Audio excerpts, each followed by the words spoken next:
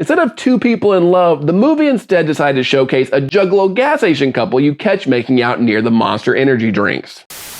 Hey everyone, my name is Gavin and I love horror. It's that time of year once again where we look back at the year, wonder where all the time went, and then think about all the bad horror movies that came out in the last 365 days. Thankfully, this was a great year for horror as a whole, which means ones that were bad really stood out. Whether it be unnecessary remakes, disappointing ends to a series, or just throwing anything on screen to get those sweet, sweet public domain dollars, this year truly had some stinkers. Here are the top 5 worst horror movies of 2024. Before we get to the list proper, let's show some indifference to some dishonorable mentions. Dishonorable mention number 1, Imaginary. Imaginary tried to capitalize on the crowd that went crazy for Megan last year by making an inoffensive PG-13 horror movie revolving around the idea of an evil imaginary friend disguised as a teddy bear. While the movie has some fun moments, just the idea of an evil teddy bear telling a younger girl to shove her hand on a nail is basically baby's first Saw movie, the movie quickly devolves into a series of tropes and leaves you going, wait, is this an Insidious movie? Is this Insidious? Did we just go into the further? In a year of standout horror, I almost completely forgot that Imaginary even existed. Dare I say I thought I may have imagined it? Even so, I did kind of like the creature design, looking like 2010 CGI over here. You're doing your best, Imaginary. You did your best. Dishonorable mention number 2, Maxine. It pains me to put the final installment of Ty West X trilogy in this category because just 2 years ago, X and Pearl were tied for my favorite horror movies of 2022. But Maxine is a mess.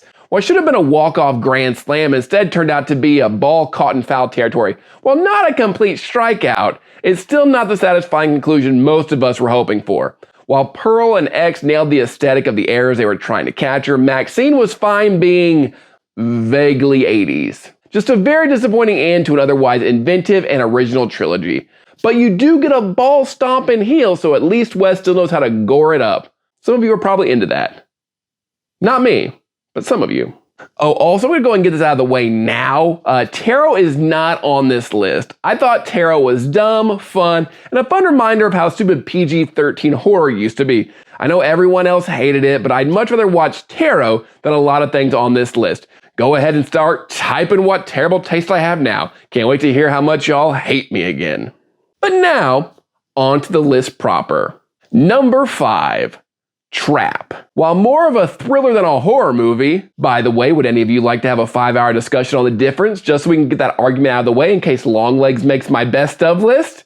Let's discuss the finer things between thriller, psychological thriller, and horror just so we can have a big ol' argument. Anyway, M. Night Shyamalan's latest twistless outing stars Josh Hartnett as a serial killer who has been lured to a concert in order to trap him. What should be a cat and mouse game turns into guy does thing nobody else gets to do at a concert regardless of the circumstances.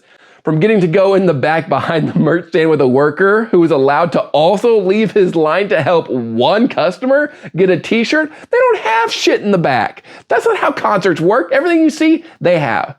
He also asks his daughter if she wants to climb down a trapdoor to look at costumes. What? To my personal favorite, getting alone time with a hugely popular music star who suddenly doesn't have security around her at all times. It's just one forehead-slapping situation after another with a premise so thin you'd think it started taking Ozempic. But hey, if one day we use Taylor Swift to catch the Zodiac Killer, we'll know who to thank. Number 4, The Strangers, Chapter 1. This should come as no surprise if you watch my review for The Strangers Chapter 1, but this new chapter is just the first movie, but worse. You've got worse acting, worse jump scares, and the threat of 2 more movies looming in a new trilogy.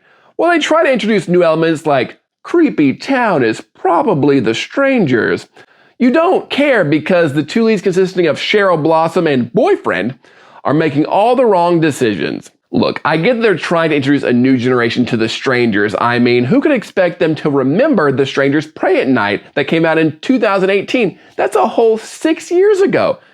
But all they did was retroactively make people probably not want to watch any of the other movies in the series because The Strangers Chapter 1 sucks so bad. It's like, you know what? Don't watch the first movie that was actually really ahead of its time and pretty scary. because we gave you chapter 1. You made the whole series worse, chapter 1. Is Tamara home? Not if she wants to watch this movie, she's not. Number 3, Night Swim. Yeah, baby, it's the haunted pool movie. And honestly, dare I say, this is the most unrealistic of any horror movie released this year because most of us will never own a home. Yet alone a home with a pool? At this point, ghosts are not a deal breaker, and this family should be grateful to be able to afford anything, ghosts or no ghosts. Even if this was an A24 masterpiece, the movie still boils down to pool do be haunted though, which seems pretty easy to avoid as I would simply not go to the pool. The movie wants to be a wetter version of The Conjuring, but instead drowns itself with silliness. At one point I was wondering if it was a horror movie or just a YouTube video about responsible pool ownership. Night Swim sadly fails as both.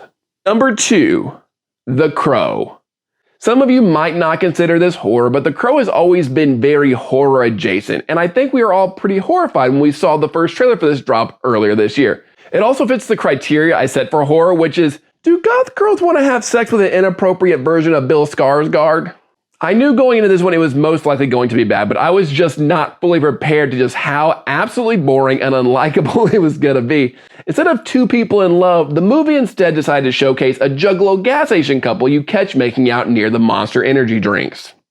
Eric and Shelley are just gross and lack all the charisma, charm, and love that the original movie showcased. Also, this new Crow taught me that I guess maximum security rehab facilities exist because apparently The Crow takes place in Gotham City. While there are some moments where The Crow tries to do something cool, the John Wick Opera House sequence is pretty cool and very gory, which I loved.